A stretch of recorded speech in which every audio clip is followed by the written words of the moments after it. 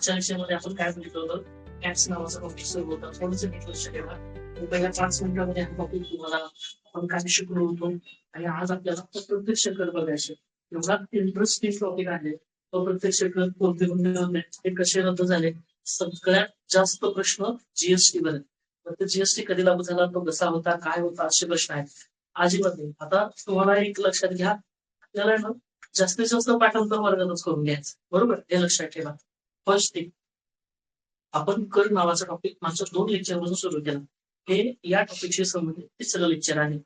कर मध्ये काय बघितलं होतं मित्रांनो, मी तुम्हाला स्पेसिफिक गोष्ट सांगितली होती की शासनाचं काम आहे श्रीमंतावर कर लावलं जातं आणि तो आलेला फरक जो आहे पैसे ते जनतेवर खर्च केले जातात. गोरगरीब जनतेचं कल्याण करण्यासाठी त्याच्यावर खर्च केले जातात. जो सक्तीचा असतो, सक्तीचा याचा अर्थ तो शासनाला द्यावाच लागतो. त्याच्यात का किंवा किंतु परंतु काही नाही. याच्यासाठी राज्यघटनेतला आर्टिकल कुठला आहे? 265. टॅक्स साठी आर्टिकल कुठला आहे सांगा? 265. येस, टॅक्स साठी राज्यघटनेतलं जे आर्टिकल आहे, जे कलम आहे, तर ते कलम आहे 265. कोणतं कलम आहे सांगा? 265. कर याच्या बाबतीत लक्षात ठेवा, 2 गोष्टी त्याच्यामध्ये आहेत. 2 प्रकारचे कर असतात. एक प्रत्यक्ष कर आहे, दुसरा अप्रत्यक्ष कर आहे. ज्याचा आधार, ज्याला कर लावला त्यालाच कर भरावा लागतो, तो प्रत्यक्ष कर. आणि ज्याला कर लावला कर तिसऱ्यालाच भरावा लागतो, तो आहे अप्रत्यक्ष कर. कराच्या बाबतीत असं सांगितलेलं आहे, हा सक्तीचा आहे, हा ऐच्छिक नाहीये. दुसरी महत्वाची गोष्ट कराच्या बाबतीत असं सांगितलेलं आहे, कर उत्पन्नाचा वापर शासन वैयक्तिक खर्चासाठी न करता सार्वजनिक खर्चासाठी करेल. कसा करेल सांगा? सार्वजनिक खर्चासाठी करेल. तिसरं महत्वाचं सांगितलं. आणि एखादा व्यक्ती कर देतोय याचा अर्थ सरकारनं त्यासाठी राबलं पाहिजे असं नाही. तो म्हणू शकत नाही, मी एवढा कर भरतो मला एवढा फायदा भेटला पाहिजे, असं कोणी म्हणू शकत नाही. तुमचं कर भरणं हे तुमचं कर्तव्य आहे. हे देशाच्या कायद्यात ते सक्तीच आहे. सरकार इथं तुम्ही पैसे कमवत आहे, सरकार तुमच्याकडून पैसे घेणारच, याच्यात काही विषय नाही. फक्त ते माझ्यावरच खर्च झाले पाहिजे हा अट्टास करता येत नाही. ही बी त्याच्यामध्ये महत्वाची गोष्ट लक्षात ठेवा. ठीक आहे. आणि मग याच्यामध्ये आपण बघितलं सक्तीने कर वगैरे ह्या दोन्ही गोष्टी शासन प्रशासन या दोघांचाही खर्च चालवण्यासाठी मित्रांनो जी यंत्रणा लागते आपल्या देशामध्ये त्याला आपण कर असं म्हणतो. पण दुसरी महत्वाची गोष्ट याच्यामध्ये सांगितलं की याच्यामध्ये हे जे कर लावला जातो त्याच्यासाठी 4 गोष्टींचा विचार केला जातो. मग याच्यासाठी ॲडम स्मिथचं पुस्तक आहे आणि या पुस्तकाचं नाव आहे वेल्थ ऑफ नेशन. काय नाव आहे या पुस्तकाचं? ॲडम स्मिथचं पुस्तक आहे आणि या पुस्तकाचं नाव आहे वेल्थ ऑफ नेशन. या वेल्थ ऑफ नेशन या पुस्तकामध्ये त्यानं कर कसोट्या किती सांगितल्या? 4 सांगितल्या. 4 मध्ये ACCE असं आहे. A for ability, certainty, convenience आणि इकॉनॉमी अशा त्याचे 4 आहेत. आम्हाला विचारलं जातं ॲडम स्मिथच्या ज्या कर कसोट्या आहेत त्या किती? सगळ्यात 4. बरोबर. त्याच्यानंतर लॅफर वक्ररेषा, आपण लॅफर वक्ररेषा सुद्धा बघितली. काय लॅफर वक्ररेषा आहे? इथं सांगितलंय कराचा दर, टॅक्सचा रेट ऑफ इंटरेस्ट किती, रेट किती आहे आणि वसूल किती होते, या दोघांमधला जो सहसंबंध आहे लक्षात ठेवा. कराचा दर आणि वसुलीचा दर या दोघांमधला जो सहसंबंध आहे तो लॅफर वक्ररेषा. इथं असं सांगितलंय कराचा दर तुम्ही द्यायला लोक म्हणून अति ठेवू नका, वसुली होणार. कमी ठेवू नका, वसुली होणार नाही. तो कराचा जो दर आहे तो पर्याप्त पाहिजे, जेवढा पाहिजे तेवढाच पाहिजे, तरच तो लोक वसुली करणार आहे. हे लॅफर वक्ररेषेत सांगितलं. बरोबर. त्याच्यानंतर मित्रांनो आपण मागच्या लेक्चर मध्ये सांगितलं प्रत्यक्ष प्रत्यक्ष घरी आपण आताच बघितलं की बाबा हे ज्याच्यावर लावला त्यालाच भरावा लागतो, हे ज्याच्यावर लावला त्या दुसऱ्याला भरावा लागतो. ठीक आहे. त्याच्यानंतर काही कराच्या संकल्पना आहेत. प्रमाणशील कर, प्रगतीशील कर, प्रतिगामी कर, विशिष्ट दर आणि मूल्यानुसार सर कर. मित्रांनो एक लक्षात ठेवा, हे प्रमाणशील कसं आहे? कर दायित्व जर वाढलं त्या प्रमाणातच उत्पन्न वाढलं, त्या प्रमाणातच कर दायित्व वाढतं. 3% जर टॅक्स असेल, 10 लाखालाही 3%च, 1 कोटीलाही 3%च. फक्त 10 लाखाच्या प्रमाणात 3%, 1 कोटीच्या प्रमाणात 3%. कर दायित्व सारखं असतं. तुमचं उत्पन्न जेवढं वाढलं उत्पन्नाबरोबर कर दायित्व हे तेवढंच वाढतं. हे त्याच्यामध्ये समप्रमाणात. हे प्रगतीशील कर तसा नाहीये. तुमचं उत्पन्न कमी असेल कर दायित्व कमी असतं आणि उत्पन्न जर वाढलं नाही तर उत्पन्नापेक्षा जास्त कर दायित्व असतं. तिथं 3% असं नाहीये, तिथं 5 होऊ शकतात, तिथं 7 होऊ शकतात. आणि जसं की 77% आमच्याकडे हे कर वसूल केलेलं.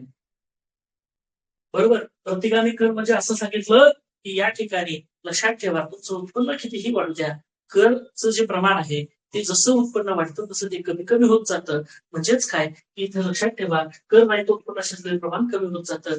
म्हणजे टॅक्स कमी कमी होत जातो उत्पन्न जरी वाढला तरी, कारण तुम्ही एवढं एकदम जास्त प्रमाणात ते पैसे भरत असता. त्याच्यामध्ये इथं सांगितलं वस्तूच्या वजनावर जो कर लावला जातो विशिष्ट कर, बरोबर. आणखी सर सांगितलं वस्तूच्या किमतीवर जो कर लावला जातो मित्रांनो तो कर मूल्यानुसारी कर आहे. समजलं की आपण ते शब्द बघितलं. आणि मग आपण एकमुखी कर देशात एकच कर असेल, एकमुखी कर देशात अनेक कर असतील, बहुमुखी कर आहे, बरोबर. आणि मग इथं लक्षात ठेवा आपण प्रत्यक्ष आणि अप्रत्यक्ष कराचे वर्गीकरण बघितलं आणि त्याच्यामध्ये 1, 2, 3 आणि 2 असे 5 कर आपण बघितले. हा कर त्याच्यानंतर रद्द करण्यात आलेला आहे हे लक्षात ठेवा. पण हे 5 कर आपण बघितले प्रत्यक्ष. प्रत्यक्ष कर 1 उत्पन्नावर लावला जातो, 2 संपत्तीवर लावला जातो आणि 3 भांडवलावर लावला जातो. पुन्हा एकदा काय काय उत्पन्न म्हणजे काय, पैसे जेवढे गेन होतात ते. संपत्ती म्हणजे काय, आपल्या स्वतःची संपत्ती घेऊन ठेवलेली. भांडवल म्हणजे काय, ते उद्या वाढावं ते परत विकण्यासाठी. संपत्ती याचा अर्थ ते परत विकावीच असं नाही, बरोबर ना. तुमच्याकडे शेती आहे तुमची संपत्ती आहे, तुम्ही विकणार थोडंच आहे त्याचा त्याचा काय संबंध, बरोबर. आलं लक्षात. तसं जे विकण्यासाठी असते भांडवल आहे, जे परत विकलं जातं ते काय आहे भांडवल. मग इथं वैयक्तिक उत्पन्न 2 कर आहेत, एक आहे आयकर आणि दुसरा आहे महामंडळ कर. पुन्हा पहिला कर कुठला, दुसरा कर कुठला आहे, आणि ही मालमत्ता संपत्ती आणि देणी आहे. इन्कम टॅक्सच्या बाबतीत आपण बघितलं. आणि मित्रांनो हा इन्कम टॅक्स या देशात 1860 ला सुरू झाला. तरी सुरू झाला सांगा, येस. तारीख कोणती आहे सांगा, 24 जुलै 1860. आपल्या देशामध्ये पहिल्यांदा आयकर कधी सुरू झाला, आपल्या देशात पहिल्यांदा आयकर कधी सुरू झाला, 24 जुलै 1860. पहिल्यांदा आयकर कधी सुरू झाला, 24 जुलै 1860. 1860 ला पहिला अर्थसंकल्प कोणी मांडला होता, जेम्स विल्सन. 1860 ला पहिला अर्थसंकल्प कोणी मांडला होता, आवाज जेम्स विल्सन. त्याच्यामध्ये हा कर मांडला होता, बरोबर. याला 100 वर्ष पूर्ण झाले 1960 ला. म्हणून 101व्या वर्षी हा जो अर्थसंकल्प, हा जो आयकर आहे त्याच्यासाठी स्वातंत्र्याचा कायदा आयकर कायदा 1961 मंजूर करण्यात आला. कोणता कायदा केला, आयकर कायदा 1961. आयकरचा कायदा कुठला आहे सांगा, 1961. इन्कम टॅक्सचा कायदा कधीचा आहे, 1961. इन्कम टॅक्स कायदा कधीचा, आवाज, इन्कम टॅक्स कायदा 1961. इन्कम टॅक्स कायदा, आवाज, 1961. आणि याच कायदा आता स्वतःचं उत्पन्न असेल तर आयकर आहे आणि कंपनीचं उत्पन्न असेल महामंडळ कर. आणि लक्षात पुन्हा एकदा स्वतःचं उत्पन्न असेल आयकर आणि कंपनीचं उत्पन्न असेल महामंडळ. आलं लक्षात. ह्या 2 गोष्टी आहेत. आणि मग ह्या महामंडळ कर इन्कम टॅक्स कायदा 1961 अंतर्गतच लावावे लागतं नाही, हे लक्षात ठेवले आपण बघितले, बरोबर. मग सुरुवातीला हा कर 30% याला 40% होता शिक्षणाचा उपकार आहे. इन्कम टॅक्स 100 वर्ष पूर्ण आपण हे सगळं बघितलं. ठीक आहे. पुढे चला दुसरी गोष्ट, कंपन्यांना लागू असलेले जे कर आहेत. मी तुम्हाला सांगितलं कंपन्यांना लागू असणारा पहिला आहे महामंडळ कर. पण महामंडळ कराबरोबरच ज्या कंपन्या सवलतीचा कर सवलत घेतात, जेच त्या ठिकाणी टॅक्स मध्ये सवलत देतात त्याच्यासाठी मिनिमम अप्लिकेबल टॅक्स आहे.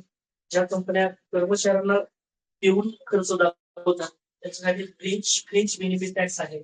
आणि दुसरी गोष्ट, ज्या कंपन्या स्वतःचं प्रॉफिट न दाखवता ज्या ज्या लोकांनी इथे शेअर्स घेतलेले आहेत, पैसे लावलेले आहेत, डिव्हिडंड म्हणजे तो प्रॉफिट डिवाइड करतात, तर तुम्ही किती प्रॉफिट डिवाइड केलेला आहे त्याच्यावर जिथे खर्च कर लागतो तो डिस्ट्रीब्युशन डिव्हिडंड डिस्ट्रीब्युशन टॅक्स हा म्हणतात तो असतो, हे लक्षात ठेवा. पुढची महत्वाची गोष्ट लक्षात ठेवा. आता संपत्ती कर, बरोबर. संपत्ती कर आहे, बरोबर. संपत्ती कर आपण बघितला होता, बरोबर. त्याच्यानंतरचे पुढचे 2 कर आपल्याला बघायचे होते. मग पहिला कोणता होता, संपत्ती कर. ठीक आहे. आता संपत्ती कराच्या बाबतीत लक्षात ठेवा, संपत्ती कराच्या मध्ये 2 गोष्टी मी तुम्हाला सांगितलं. संपत्ती ही 2 प्रकारची असते. एक ज्याचं उत्पादन आपल्याला मिळतं एक प्रकारे, आणि दुसरं ज्याचं उत्पादन आपल्याला मिळत नाही, ती सहज आपण इन्व्हेस्टमेंट म्हणून घेतलेली असते. प्रॉपर्टी 2 प्रकारची असतात. तो एक लक्षात ठेवा, ज्या प्रॉपर्टीचं उत्पन्न मिळत नाही, लक्षात ठेवा ते गैर 1992-93 ला ज्या प्रॉपर्टीचं उत्पन्न मिळत नाही असा कर रद्द करण्यात आला डॉक्टर मनमोहन सिंग यांनी 1992-93 ला, बरोबर. आणि त्याच्यानंतर वित्तमंत्री अरुण जेटली यांनी 2015-16 ज्या प्रॉपर्टीतून उत्पन्न मिळतं त्या प्रॉपर्टीवर लावणारा जो कर आहे तो सुद्धा रद्द केला. म्हणजे आज हा कर रद्द नाही. या कराचे दोन प्रकार आहेत. एक अशी प्रॉपर्टी जे उत्पादन देते, दोन अशी प्रॉपर्टी जी उत्पादन देत नाही. बरोबर. 1992 मनमोहन सिंग आणि 2015-16 वित्तमंत्री अरुण जेटली या दोघांनी हा रद्द केलेला आहे. एवढं आपण बघितलं होतं. ठीक आहे.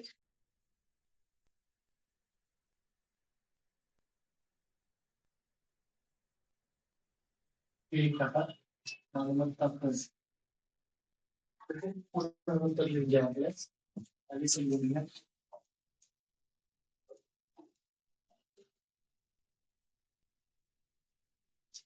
लक्षात ठेवा हे तिन्ही कर आपल्याला एकच वाटतात पण असं नाहीये. ते तिन्ही कर अतिशय वेगवेगळे कर आहे. बरोबर. पहिला तर आपण त्याच्यामध्ये जो संपत्ती कर आहे त्याच्यानंतर मालमत्ता कर लक्षात ठेवा. त्यानंतर आपल्याला तिसरा कर बघायचे देणगी कर. काय झालं लोक देणग्या भरपूर देत होते आणि त्याच्या बदल्यात लोक वाईट पैसे करून घेत होते. म्हणजे असं दाखवायचं की आम्ही 1 कोटी देणगी दिली आणि मंदिर संस्थान किंवा कोणत्याही ठिकाणी त्याच्या बदल्यात म्हणायचं आमची 51 या 51 आम्हाला टॅक्स मध्ये दाखवण्यासाठी कसं करावं लागेल. म्हणजे आजही राजकीय पक्षाला देणग्या दिल्या उद्या माफ आहेत. म्हणजे राजकीय पक्षाला तुम्ही देत असाल तर ते तुमचं उत्पन्न समजलं जाणार. हे काय करतात राजकीय पक्षाला 1 कोटी देतात त्याच्याकडून 50 लाख घेतात 50 लाख रुपये दाखवतात घेतले म्हणून 50 लाख रुपये ते ब्लॅकमध्ये करतात. अशी कितीतरी सीए करून देतात आणि त्याच्यामध्ये ते एकदा उघडकीस आल्यावर सीएला जेलमध्ये त्याला जेलमध्ये तर हे कर चुकवण्याचा प्रकार असा चालू. बरोबर. आणि मग लक्षात ठेवा मग त्या ठिकाणी देणगी आणि मालमत्ता या दोन्हीवर पण करावी. आता काय झालंय मालमत्ता कर हा आता तुमचा म्हणणं संपत्ती कर असताना मालमत्ता कर का लावला. मालमत्ता कर याची सुरुवात 1953 पासून झालेली आहे. या कराची जी सुरुवात आहे नंतर हा कर रद्द केलेला आहे. या कराची जी सुरुवात आहे लक्षात ठेवा थोडंसं नीट समजून घ्या. हा जो कर ची सुरुवात 1953 पासून झालेली आहे. कधीपासून झालेली आहे 1953 पासून. आणि देणगी कराची जी सुरुवात आहे ती 1957 पासून झालेली आहे. लक्षात ठेवा या कराची जी सुरुवात आहे कधीपासून झालेली आहे 1957 पासून. मालमत्ता कर लागू करा ही शिफारस प्रोफेसर निकोलस केल्डर यांचीच आहे.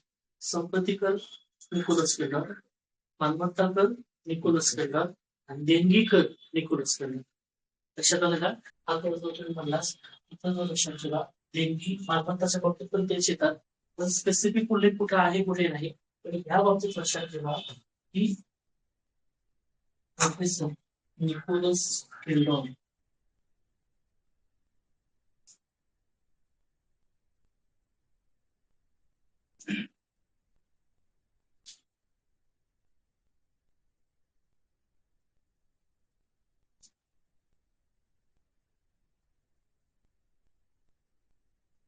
शिफारस सांगली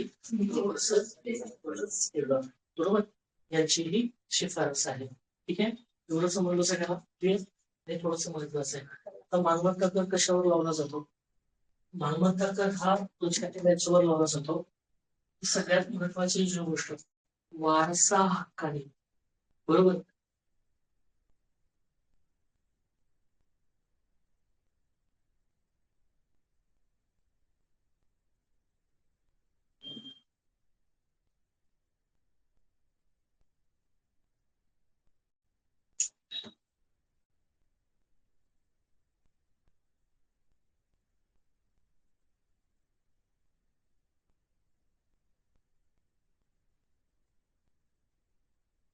बरोबर समजलं.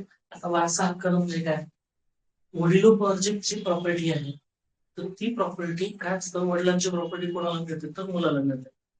मग ज्यावेळेस वडिलांना हे लिहून द्या वडिलांचं कसं असतं समजा 3 मुलं आहेत पण हे पण आई वडिलांना असं वाटतं की माझ्या माघारी यांचा वाद होऊ नये. बरोबर. किंवा मग हे काय करावं तर समोरच हे मृत्यूपत्र तयार केलं जातं आणि मग त्या मृत्यूपत्रात असं असतं की माझ्या मृत्यू पश्चात ही जी प्रॉपर्टी आहे तर ही प्रॉपर्टी तुम्ही यांना यांना द्यावी अशी विभागून करून द्यावी असं वकिलाच्या न्यायाधीशाच्या समक्ष मृत्यूपत्र केलं जातं आणि मग त्यावेळेस वारसा हक्कानं करोडोची मालमत्ता त्या मुलाच्या नावाने येत असते, बरोबर. किंवा मग त्याच्या समोरच ते डिस्ट्रीब्युशन केलं जातं. पण हे करत असताना वाटणी पत्र एक असतं, वाटणी पत्र असतं. 100 रुपयाचा बॉन्ड, 200 रुपयाचा बॉन्ड असतो. त्याच्यावर आता नवीन शासनाने निर्णय घेतला की तुमच्या भावाला जो प्रॉपर्टी काय असतं, समजा आता मला वडिलाच्या नावावर प्रॉपर्टी आणि ती मुलाच्या नावावर ट्रान्सफर करायची, तेवढा सगळा टॅक्स भरायचा, ते परवडत नाही ना 7-8 लाख रुपयाला. मग ते तसंच राहतं. समजा भावाची प्रॉपर्टी भावाच्या नावाचा, घराघरात असं भरपूर असतं की काकाची प्रॉपर्टी आहे आणि ती पुतण्याच्या नावावर, काका पुतण्या भांडणं सुरू झाले. मग असं सुरू झाल्यावर मग अशा परिस्थितीच्या वेळेस वाद निर्माण होतात, प्रॉपर्ट्या वेगवेगळ्या असतात. मग अशा वेळेस काय करायचं? मग अशा वेळेस 8-10 लाख रुपये, पहिल्या काळात कसं असतं, थोडे पैसे लागतात, काय करायचं, आपल्या काका असू की आपण असू आपल्याच नावावर आहे. मग त्यानुसार ही जमीन नावावर करून घेतली जाते का, कारण पैसे भरपूर लागतात. घरच्या घरी काय करायचं? आणि मग त्यावेळेस काय व्हायचं, हा जो ही जी मालमत्ता आहे ती वारशात मिळायची ना, काकाला असो की आपल्याला असो, ते मिळते ते आजोबाची प्रॉपर्टी किंवा पहिलीच प्रॉपर्टी मिळते. मग अशा वेळेस काय असतं की मग त्या प्रॉपर्टी ट्रान्सफर होत होतात. मग सरकारने काय केलं, याला टॅक्स लावायला सुरुवात केली, बरोबर. की तुम्ही तुमची किती करोड रुपयाची प्रॉपर्टी देताय तुमच्या मुलांना, तर ते बॉन्ड पेपरवर लिहून द्यावं लागतं की माझ्या ही प्रॉपर्टी, अशी प्रॉपर्टी या मुलाला त्या ठिकाणी दिली जाईल किंवा या असं दिलं जाईल, असे बॉन्ड पेपर लिहून जातात. त्याच्यासाठी टॅक्स लागतो. एवढ्या करोडची प्रॉपर्टी देताना 1%, 1.5% असा टॅक्स लागतो. ते झालं मालमत्ता. पण ह्याच्यातून काय व्हायला लागलं माहितीये का, ह्याच्यातून वाद जास्तच वाढले. कारण ह्याच्यावर टॅक्स लागला, टॅक्स लागल्यामुळे काय झालं, ते घरात काय म्हणाले, जाऊ दे एवढे पैसे खर्चच तर, हे त्याच्या नावावर राहील, त्याच्या नावावर राहील, पुढचं पुढे बघू, त्याला विकायचं तेव्हा दे. पण ते काय झालं, ते माझंही माझंच आणि ते माझ्या नावावर असल्यामुळे ते बी माझंच, असे प्रकार भरपूर वाढले भाऊ. बरं. आणि आपल्याकडे एक सिस्टीम आहे की बांध त्याच्यासाठी भांडणं करतात आपल्याकडे. आपल्या म्हणजे इतके आपले डेंजर लोक आहेत आपल्या.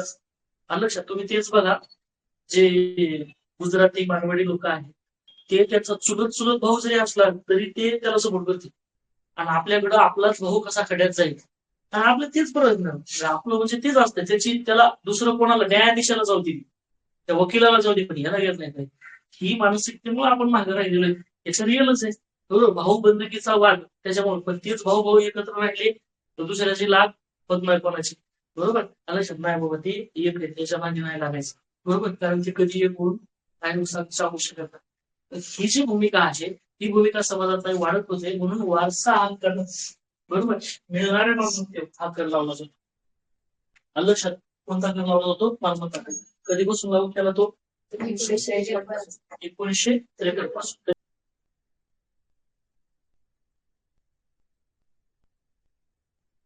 तो रद्द कोणी केला? व्ही.पी. सिंग.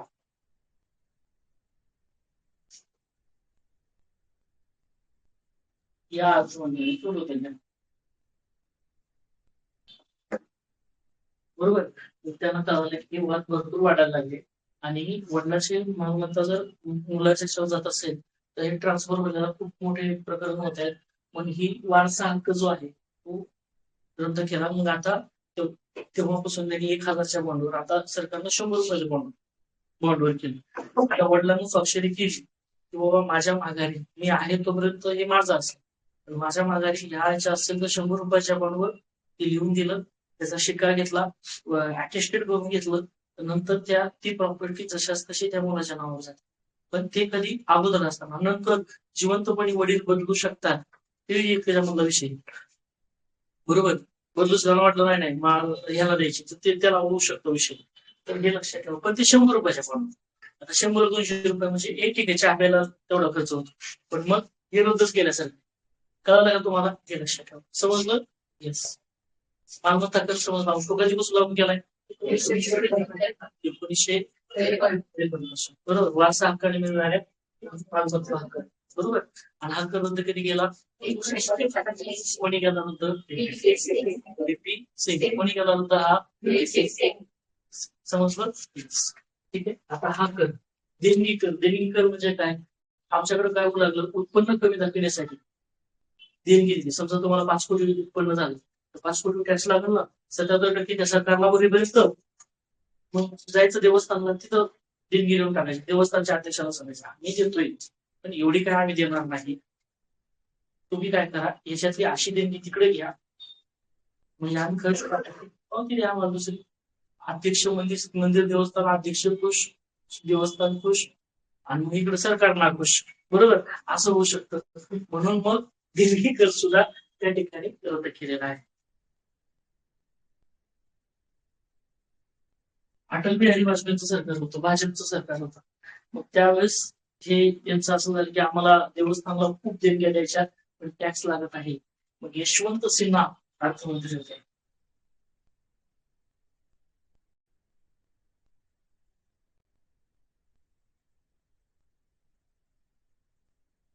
कोणते अर्थमंत्री? यशवंत सिन्हा. आता हे यशवंत सिन्हा अर्थमंत्री होते. यांनी काय केलं? हा कर रद्द करून टाकला.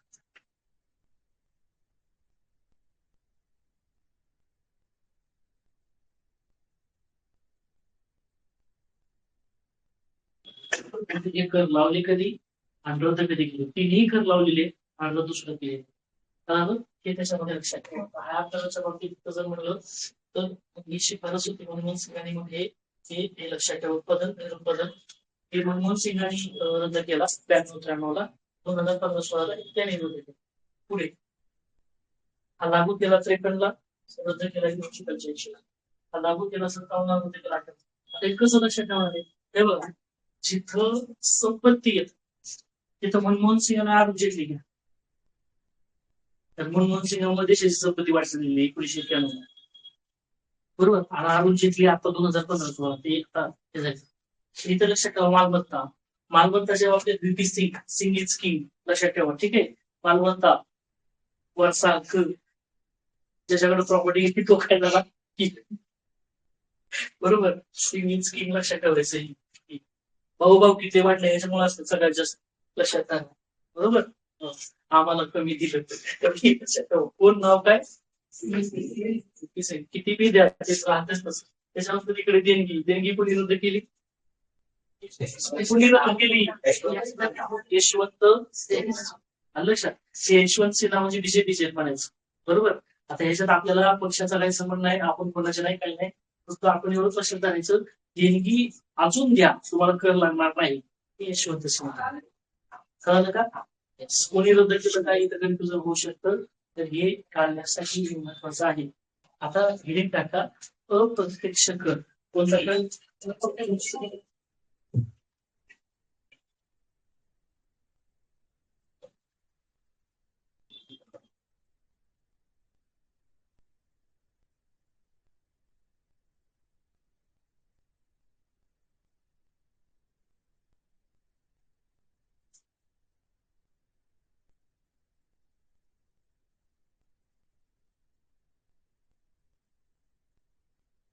झालं सानिका, समजलं? हा, ठीक आहे. आता कोणता कर बघायचा आपल्याला? अप्रत्यक्ष. अप्रत्यक्ष करामध्ये पहिला कर आहे तो बघा. आता इथून पुढे इतक्यापर्यंत लागणारे कर हे आपल्याला कळत होते. इन्कम टॅक्स आपल्याला स्वतः आपल्या कंपनीच्या नावानं, तुमच्या नावानं प्रॉपर्टी वडीलधाऱ्यांची ट्रान्सफर झाली, तुम्हाला टॅक्स होता. संपत्ती तुमची, तुम्हाला टॅक्स होता. देणगी तुम्ही देताय, तुम्हाला टॅक्स होता. आता तसं नाही. आता आता बघा कसा टॅक्स आहे हा, कोणाला द्यावा लागतो तुम्ही करा.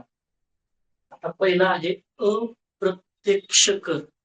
अप्रत्यक्ष करामधला पहिला, आता हे सगळे कर रद्द झाले 2017 ला, पण याच्यावर प्रश्न विचारलेले आहेत. पहिला आहे लक्षात ठेवा,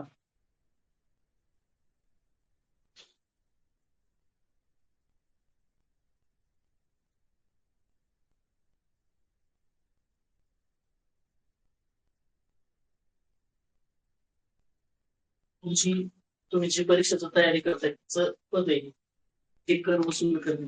बरोबर, एक्साइज टॅक्स हे टाकायची. लक्षात ठेवा, जे प्रोडक्शन होतं, जिथे जिथे प्रोडक्शन होतं ते त्याला टॅक्स आहे. बरोबर, इथे लक्षात ठेवा. आता हा अगोदर होता, आता नाही. देशांतर्गत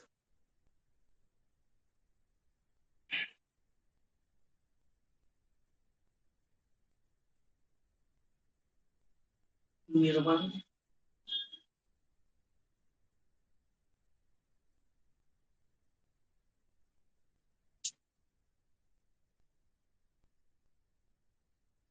झालेल्या सर्व वस्तूवर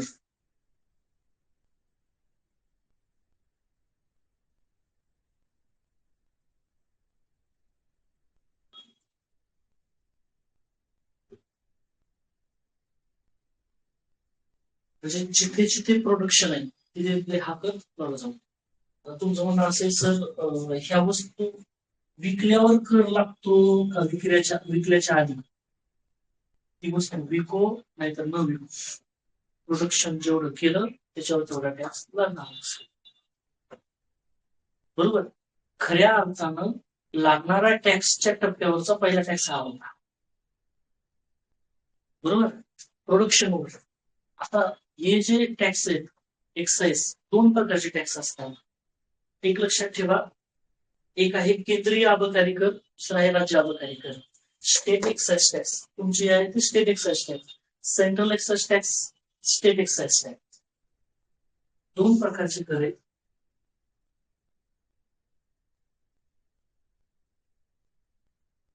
केंद्रीय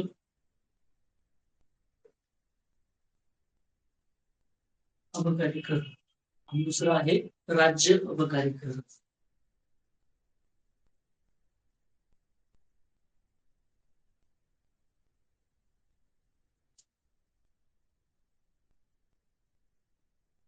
पहिलं काय? केंद्रीय अबकारी कर. दुसरा कुठला आहे सांगा? राज्य अबकारी कर. जेवढ्या जेवढ्या देशात जितक्या जितक्या गोष्टी प्रोडक्शन होतात त्या सर्व प्रकारच्या प्रोडक्शनवर केंद्रीय अबकारी कर लागतो, पण काही गोष्टींवर सोडून.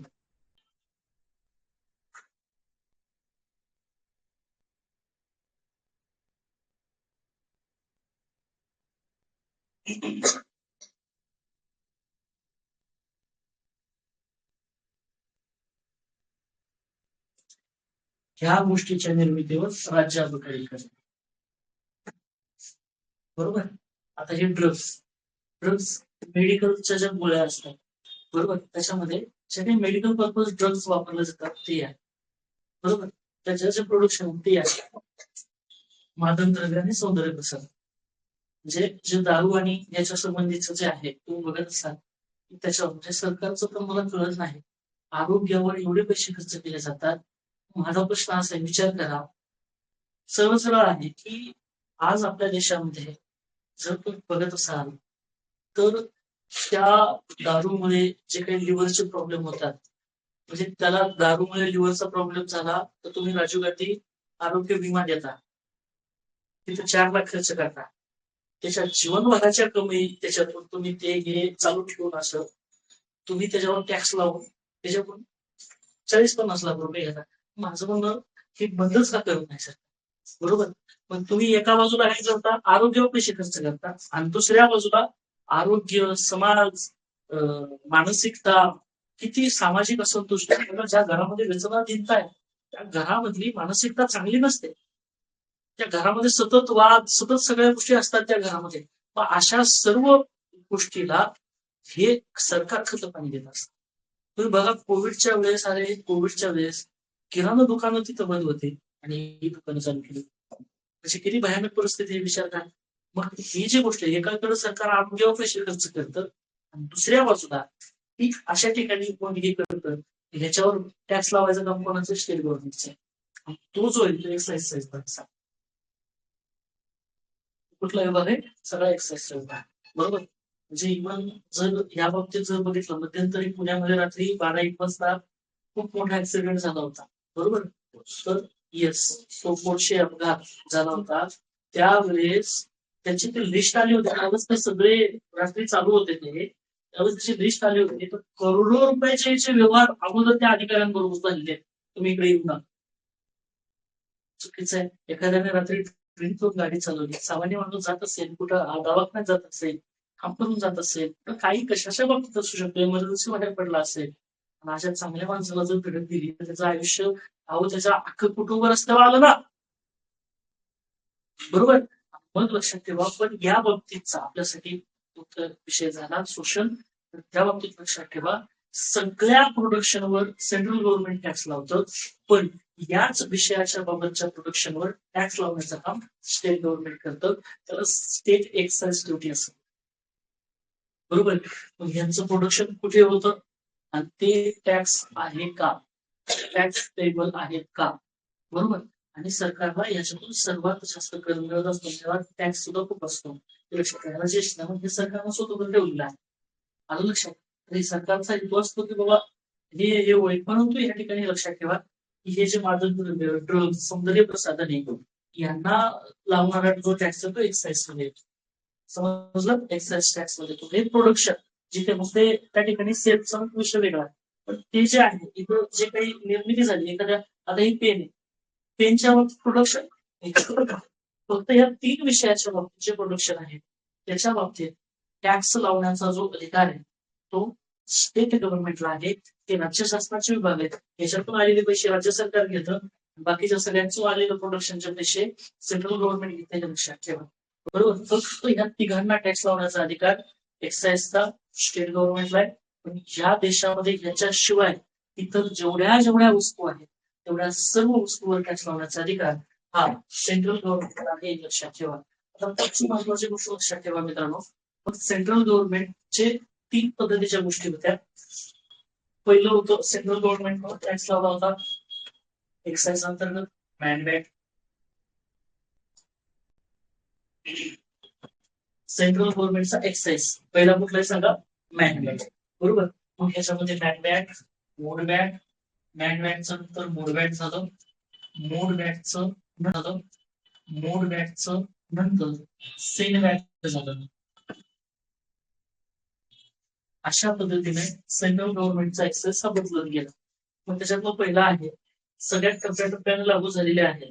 आता लक्षात ठेवा एलके झा समिती इथे आहे. एलके झा समिती 1976 ला आली, लक्षात ठेवा. सगळ्यात पहिली एल के झा समिती. हा प्रश्न आपण विचारला, लक्षात ठेवा. एल के झा समिती ही समिती 1976-77 ला आली, बरोबर. आणि या समितीच्या शिफारशीनुसार नीट लक्षात ठेवा आपल्या देशामध्ये सेंट्रल एक्साईज टॅक्स तो मॅनवॅट म्हणून लागू करण्यात आलेला आहे, बरोबर. मग तुम्हाला हा प्रश्न विचारला जातो आपल्या देशात सेंट्रल एक्साईज टॅक्स हा पहिल्यांदा कधी लागू करण्यात आला, तर त्याचं नाव आहे 1976-77. कोणती समिती सांगा, एल के झा समिती. आवाज, कुठली समिती आहे, एल के झा समिती. एल के झा समिती. या एल के झा समितीनं मॅनवॅट लागू करा अशी शिफारस केलेली आहे. मॅनवॅट म्हणजे काय, मॅन्युफॅक्चरिंग वर वॅट, व्हॅल्यू ऍडेड टॅक्स, बरोबर. आलं लक्षात. मग आता आपल्याकडे कसं होतं, तुम्हाला एक पहिली गोष्ट सांगतो. पहिले कसं वस्तूची किंमत कशी ठरत होती, बरोबर. समजा एखादी पेन आहे, ती पेन जिथे प्रोडक्शन होते ती प्रोडक्शन कॉस्ट त्या पेनची 5 रुपये, बरोबर. तिला निर्मिती करायला किती रुपये खर्च लागला, 5 रुपये. पण त्याच्यावर हा मॅनमेड लागायचा 2 रुपये, कारण ती पेन प्रोडक्शन केली ना, बरोबर. त्याच्यानंतर ह्या पेनवर जे ट्रान्सपोर्टेशन आहे ते 1 रुपया लागायचं, बरोबर. आलं लक्षात. त्याच्यानंतर या पेनच्या कंपनीवर, या पेनच्या कंपनी जो महामंडळ कर आहे, बरोबर, तो महामंडळ कर लागायचा 1 रुपया, बरोबर. ओके. आणि त्याच्यानंतर ही पेन विक्रीवाल्याकडे ज्याच्याकडे यायची, बरोबर, त्याला विक्री कर लागायचा, त्याला विक्री कर लागायचा 1 रुपया, बरोबर. आणि त्याचं स्वतःचं प्रॉफिट असायचं 50 पैसे. अंदाज मी सांगतो, तर ही पेन 5, 2, 7, 8, 9, 10, 10.5 म्हणजे ती 11 रुपयाला विकली जायची. म्हणजे पेन तयार किती रुपयाला झाली, विक्री केवढ्याला झाली, 10.5 रुपयाला. याच्यात हे मधले कसे टॅक्स आहे, शेवटी हे कोणाकडून वसूल केले झाले, मग लावलेत कोणावर मला सांगा, मला सांगा मॅनवॅट लावलाय कोणावर, ज्यानं प्रोडक्शन केली त्याच्यावर, वसूल कोणाकडून झाला, त्याच्यानंतर हे ट्रान्सपोर्टेशन ते त्याच्यात ऍड केलेलं आहे, ते पण ऍड केले. त्याच्यानंतर मला सांगा त्या कंपनीला जो म्हणतो कंपनीला भरवला का, बरोबर आहे, पुढे तो ऍड केला ना, विक्री कर, तू काय करणार, एवढा टॅक्स लागणार आहे मला, मला रास कितीला पडते एवढी, चुकून टाका. 600 विषय समजलं, ते लक्षात ठेवा. म्हणून मॅन वेटच्या बाबतीत लक्षात ठेवा की एलके जाण्याच्या आधी कुठे भेटलं सांगा पटकन.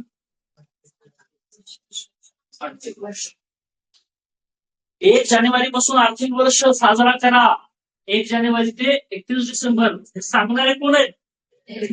त्याच्यानंतर दुसरी समिती कुठली होती? शंकर आचार्य समिती. पुन्हा एकदा आवाज, कुठली समिती होती? तिथं एलकेचा भेटले होते. आता एलकेचा आपल्याला त्यांना म्हणायचं यस तुम्ही जिथे भेटले तेव्हा यस बरोबर. इथं पण भेटले आपल्याला. एलकेचा कुठे भेटले तर एलकेचा नाव ओळख दाखवा, मार्केट येणार एलके झाला म्हणून तुमचं नाम काही समज नाही म्हणजे एलकेचा मार्केट पाहिजे. समजलं? ते लक्षात ठेवा. म्हणून जी समिती आहे या समितीच्या शिफारशीनुसार ही समिती कधीची सांगा? 1976. ही समिती कधीची? आवाज. उद्योग क्षेत्रापैकी वस्तू निर्माण क्षेत्रात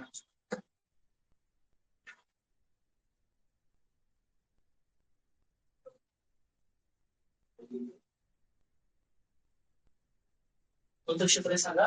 उद्योग क्षेत्रात देखील जे मॅन्युफॅक्चरिंग बरोबर उत्पादन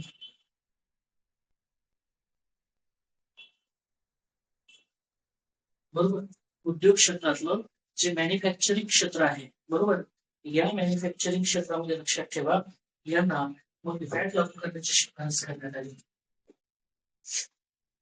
मग या मॅन्युफॅक्चरिंग सेक्टरवर लागलेला जो व्हॅट आहे तो मॅन व्हॅट. मग मला सांगा सेंट्रल एक्साइज टॅक्स सुरू कधी झाला? 1976-77 पासून. कोणाच्या शिफारशीने? कुणाच्या शिफारशीने? आवाज. एलके झा समिती. 1976-77 मॅनवॅट. मॅनवॅट म्हणजे काय? जिथं जिथं आपल्या देशात मॅन्युफॅक्चरिंग होते त्या मॅन्युफॅक्चरिंग वर 1976-77 पासून आपल्या देशामध्ये टॅक्स लागू केला. मॅनवॅट 1976-77. आवाज. मॅनवॅट काय? मॅनवॅट 1976. शिफारस कोणाची आहे? समिती. कोणाची आहे? समिती. बरोबर. मॅनवॅट 1976. फक्त मॅन्युफॅक्चरिंग कच्चा माल खरेदी केलेला जो कच्चा माल खरेदी केलेला आहे बरोबर तो रॉ मटेरियल मध्ये करोडो रुपयाचा केलेला होता तो खर्च म्हणून दाखवू लागले. मग त्याच्यावर त्यांनी काय केलेलं आहे त्याच्यावर पण टॅक्स लावणार. 1986-87 ला याला थोडं मॉडिफाईड केलं. 86-87 ला तुम्ही एवढंच लक्षात ठेवा. त्या या मॅन व्हॅटचं रूपांतर त्यांनी केलं mod VAT. Modified value added tax. कोणतं?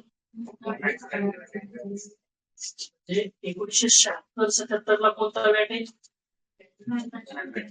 आवाज. 1976-77 ला कुठला व्हॅट आहे? 1976-77 ला कुठला व्हॅट आहे? आणि 1986-87 ला समजलं? लक्षात. म्हणजे मॉडिफाईड आहे. हे मॅन्युफॅक्चरिंग. मॉडिफाईड म्हणजे काय? त्याच्यात अपडेट केलेलं आहे. 2000 ते 2001 मध्ये या मोड व्हॅटचं रूपांतर त्यांनी स्टेन व्हॅट मध्ये केलेलं आहे. नाव बदलली. थोडस अपडेशन केलं बरोबर. पुन्हा लक्षात ठेवा 2000-2001 हे आपल्याला कळायला पाहिजे. अरे बाबा या देशामध्ये केंद्रीय अबकारी कर 1976-77 पासून सुरू झाला आणि 1976-77 पासून सुरू झाला हे बरोबर आहे. पण ती शिफारस कोणाची? एलके झा समिती. आपल्या सगळ्या देशामध्ये जिथं जिथं मॅन्युफॅक्चरिंग होतं त्या मॅन्युफॅक्चरिंग वर लावलेला टॅक्स एलके झा समितीने मॅन्युफॅक्चर. इसवी सन सांगतो तुम्ही टॅक्स सांगायचा.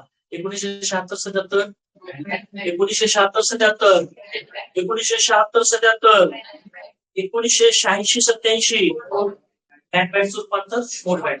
मॅनवॅटचं रूपांतर मोडवॅट. अरे आवाज. मॅनवॅटचं रूपांतर 2000-2001 मोडवॅटचं रूपांतर अगोदर कोणता होता? मॅनवॅट. नंतर झाला काय? मोडवॅट. नंतर झाला काय? 1975-76-77 86-87 2000-2001 1976-77 1986-87 2000-2001 1976-77 1986-87 2000-2001.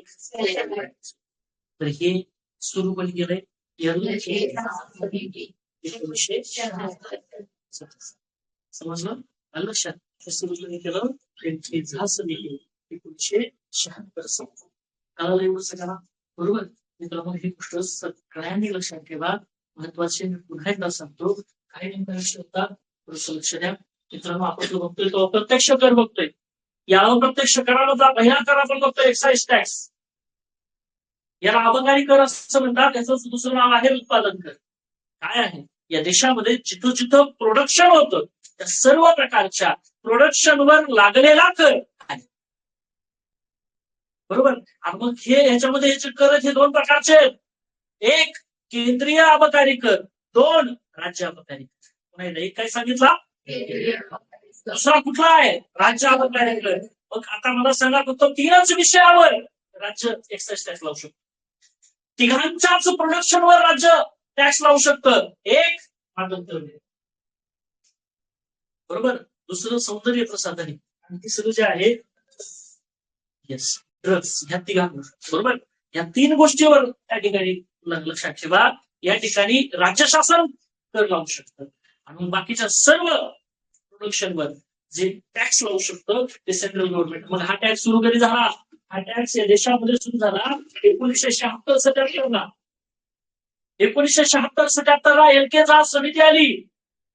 या एलकेचा समितीने 1976-77 ला केंद्रीय अबकारी कराची संकल्पना मांडली. जिथं जिथं मॅन्युफॅक्चरिंग होतंय त्या मॅन्युफॅक्चरिंग वर टॅक्स लावला 1976-77 ला. 76-77 मॅन्युफॅक्चरिंग, 76-77 अरे वा 76-77 86-87 मॅन्युफॅक्चर रूपांतर कशात आहे? मोडवॅट अपडेट केलं त्याच्यात. आणि इसवी सन 2000-2001 मोडवॅटचं रूपांतर मॅन्युफॅक्चर मोडवॅट आवाज काय 76-77 1976-77 86-87 2000-2001 2000-2001 86-87 76-77 पहिल्यांदा हा कर लागू करायची गरज कोणाची? आता मला थोडस लक्ष द्या. जो कर आहे कस्टम कायदा 1962 त्या अंतर्गत आयात आणि निर्यात म्हणजेच त्याला एक्सपोर्ट आणि इम्पोर्ट या दरम्यान लावला जाणारा जो कर आहे तर तो कर आहे हा कर आहे. समजलं? मग ते लक्षात ठेवा. आपल्याकडे कस्टम कायदा केला गेला 1962 ला, बरोबर.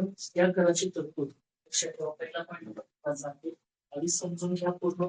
जसंही तुम्हाला म्हणायला कळालं तसं ते दुसरा पण कायदा तुम्हाला कर म्हणायला आला पाहिजे. लक्षात ठेवा. जो कस्टम कायदा आहे 1962 या अंतर्गत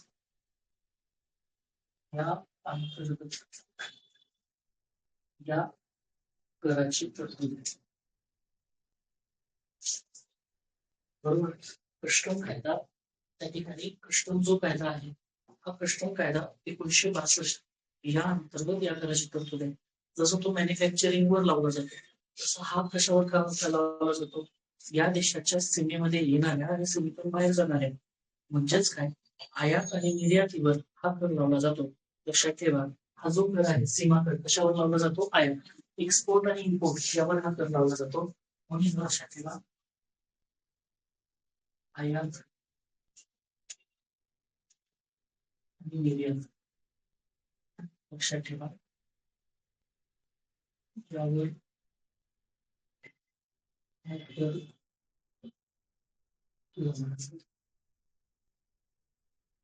बरोबर. आयात आणि निर्यात यावर हा कर लावला जातो. बरोबर. काय लक्षात ठेवायचं? ठीक आहे. हा कर 1962 पासून लावला गेला. एक सर्वोच्च बॉडी म्हणजे हा कर किती लागू करावा, जास्त करावा की कमी करावा, आयात कमी झाली पाहिजे, निर्यात वाढली पाहिजे, ह्याच्यासाठी याचे पॉलिसी रेट काय असावी या सीमा कराबाबत लक्षात ठेवा.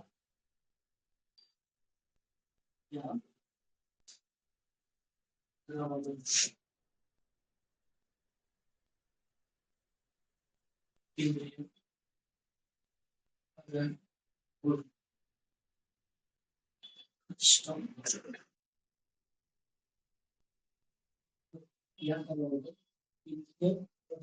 मंडळ काय करण्यात आलं? स्थापन करण्यात आलं.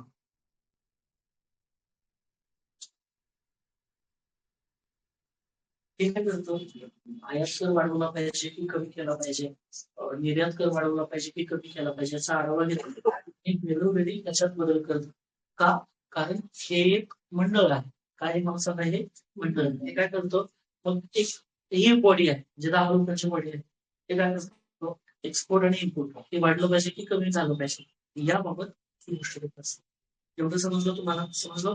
Yes. पुढची गोष्ट लक्षात ठेवा, जे 1962 पासून हा कर लागू झाला बरोबर. याच्या अगोदर 1950 मध्ये जेव्हा भारत देश स्वतंत्र झाला, ठीक आहे, नंतर स्वतंत्र कस्टम ड्युटी कायदा करण्यात आला, पण त्याच्या अगोदर सीमा 1950 पर्यंत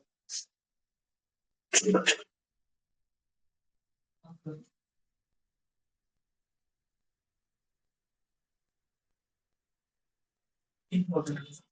कारण काय होतं की बऱ्याचशा गोष्टी काय असतात, इंग्रज काय करायचे, त्यांना गरजेचं आहे त्या गोष्टी इकडे मागवायच्या, ज्यांना गरजेचं तेच इकडे मागवायचे. त्याच्यामुळे काय व्हायचं, तूट खूप मोठ्या प्रमाणावर निर्माण होत असतं. आता हा एक खूप महत्वाचा विषय आहे. आपल्याला जो आयात महसूल देशाला व्यक्त किंमत आणि निर्यात महसूल आपल्या देशाला फक्त 1% मिळतो. किती पाहिजे मग, आयात वाढली पाहिजे का निर्यात वाढली पाहिजे? आपल्याकडे जो टॅक्स आहे तो आयातीवर, आता मला सांगा, सोनं, पेट्रोल, डिझेल, हे आपण आयात करावेच लागतात, आपल्याला करावेच लागतात आयात. निर्यात त्या वस्तू खूप कमी आहे. समजा तुम्ही एखादी तुमच्या शेतामध्ये एखादं कुठला तर प्रोडक्ट द्राक्ष आहे, ते जर तुम्ही युएस मध्ये पाठवले, तुम्हाला इथून पाठवायला आपल्या देशाचा पण टॅक्स लागतो ना, तो कमी असतो. पण तुम्ही ऍपल तुम्ही तिकडून इकडे मागवत, बरोबर, तुम्ही तिकडून इकडे मागवत, तुम्हाला आयात कर जास्त लागतो, तरीही ते इकडे आणलं परवडतं, बरोबर. सरकारला जो कर आहे तो आयातीतून जास्त मिळतो, निर्यातीतून कमी मिळतो, पण खरा सरकारला फायदा निर्यातीतून असतो. कारण निर्यातीतून बाहेरच्या देशातला पैसा आपल्याकडे येतो आणि आयातीतून सरकारला पैसे मिळतात, पण देशातला पैसा बाहेर जातो, बरोबर. मग हे जे सीमा कर आहे, या सीमा करामध्ये काही लक्षात ठेवा, आयातीतून जे सगळ्यात जास्त पैसे मिळतात टॅक्स मिळतो, पैसे नाही टॅक्स म्हणतो, निर्यात फक्त 1% टॅक्स म्हणतो. आपल्या देशात निर्यात कमी आहे, आयात जास्त आहे, बरोबर. बाहेरच्या देशातून आणलं खूप जातं, आपलं बाहेरच्या देशात विकलं कमी जातं, हे लक्षात ठेवा. मग मेक इन इंडिया वगैरे हे जे सेंट्रल गव्हर्नमेंटनं जे सुरू केलं होतं, ठीक आहे, मग जुलै 2017 पासून आपल्या देशात जीएसटी आली आणि मग जीएसटी मध्ये आयजीएसटी हे सगळे कर रद्द झाले आणि यांच्यावरची कोणता कर आला, आयजीएसटी, इंटरनॅशनल जीएसटी आज आहे. समजलं? ठीक आहे. चला अप्रत्यक्ष करामध्ये पहिला कर कुठला बघितला, अबदायचा. दुसरा कर कुठला बघितला, सीमा कर, बरोबर. आता तिसरा कर बघायचा आहे विक्री कर, एसटीएनसी टॅक्स करतो त्याच्यातलं. तिसरा कर टाका आता विक्री कर, पटकन नाव लिहा, हेडिंग टाका, विक्री कर.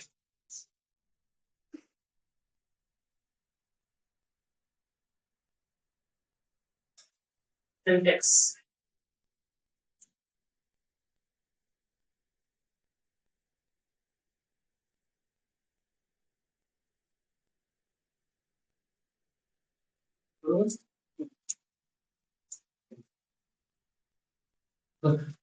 ठेवा. हा कर, हा जो विक्री कर आहे, हा विक्री कर कधी लागतो, वस्तूच्या विक्रीवर हा कर लागतो, बरोबर. एक लक्ष द्या, हा जो कर आहे विक्री कर, या विक्री कराच्या बाबतीत लक्षात ठेवा, हा कर वस्तूच्या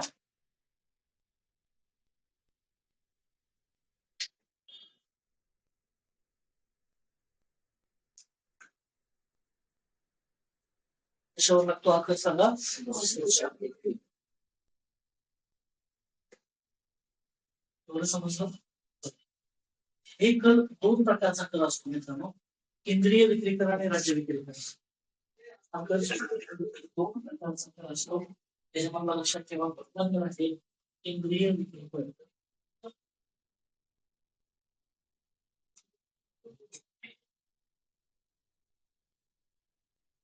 बरोबर. आणि दुसरा कर असतो राज्य विक्री.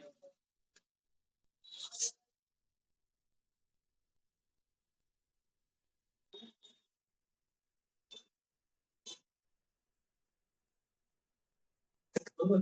पहिला गट कुठला आहे सगळा दुसरा गट कुठला आहे ठीक आहे.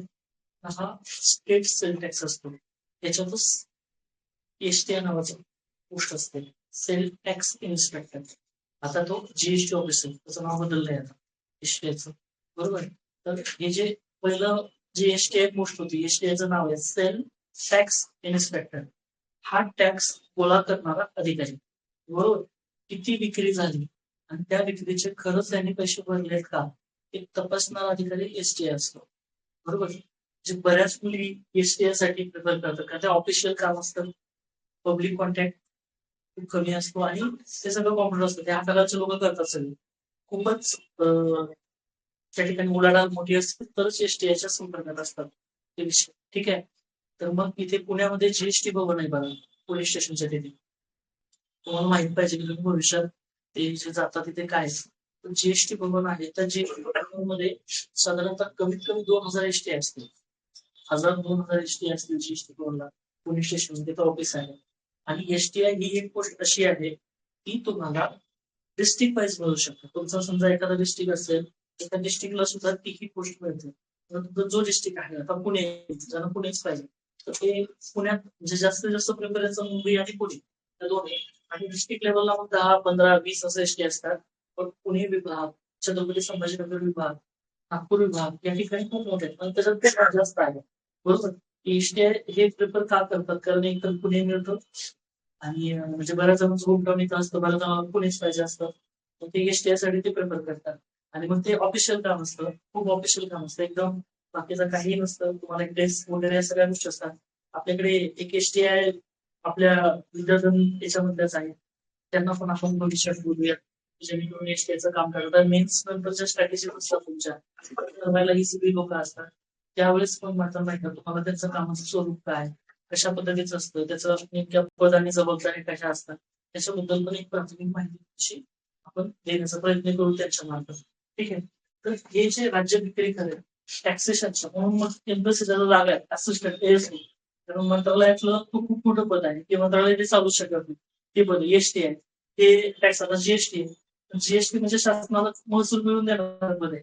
जेवढे जास्त एसटी भरले तेवढे जास्त शासनाचा महसूल वाढला बरोबर कारण शासनाचा महसूल कोण देत नाही कोण नाही त्याच आहे. ह्या सगळ्या पैसे कसे आहेत शासनाला महसूल देणारे पैसे बरोबर महसूल देणारी पद आहे ती शासनाला बरोबर. म्हणून मग शासन या ठिकाणी यांच्या जास्तीत जास्त जागा काढत असते किंवा दरवर्षीच्या त्याच्या स्पेसिफिक 400-500-700-800 अशा जागा रिटायरमेंटच्या होत असतात आणि मग त्या आकृती बंधानुसार त्या जागा येत असतात. विषय असा आहे विक्री कर वस्तूच्या विक्रीवर जो कर लागतो तो विक्री करा केंद्रीय विक्री कर जर म्हणाल तर वस्तू एका राज्यातून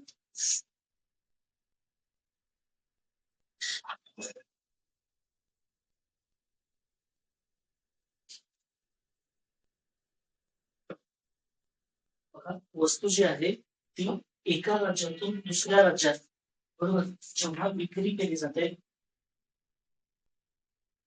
त्यावेळेस केंद्रीय विक्री कर लागतो आणि जेव्हा वस्तू त्याच राज्यात म्हणजे राज्याअंतर्गत